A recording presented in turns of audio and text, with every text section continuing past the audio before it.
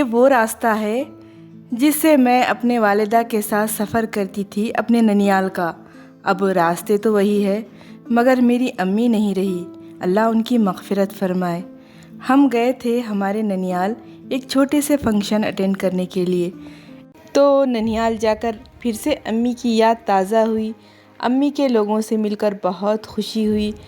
نبی کریم صلی اللہ علیہ وسلم نے فرمایا تھا نا کہ جب اپنے والدین نہیں رہے تو ان کی رشتہ داروں سے، ان کے دوست احباب کے ساتھ اچھا سلوک کرو، ان کے ساتھ ملا کرو، اور جو کمی کوتاہی ہمیں اپنے والدین کی خدمت میں رہ گئی وہ ان کو پوری کر کے حاصل کی جا سکتی ہے، اس کا اجر ہے۔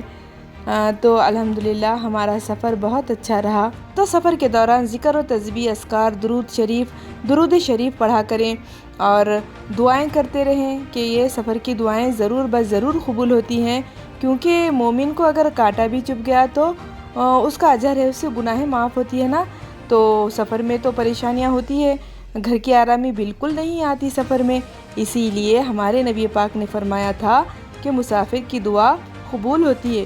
تو ہم نے بھی راستے میں خوب دعائیں مانگی، میں بچوں کو بھی بتائی کہ بیٹا سفر میں دعائیں قبول ہوتی ہے۔ اللہ ہم نے سب کے لیے خوب ساری دعائیں مانگی۔ سفر میں پڑھنے کے لیے بہت دعائیں ہیں۔ سفر جب اسٹارٹ کریں تو ایک بہترین دعا ہے قرآنی کہ پڑھیں ربی ادخلنی مدخلا صدق واخرجنی مخرج صدق واجعلنی من لدنک سلطانا نصیرا۔ یہ بہت اچھی اور بابرکت دعا ہے، اسے ضرور پڑھا کریں۔ الحمدللہ یہ دعا میں نے اپنے بچوں کو بھی یاد کرائی۔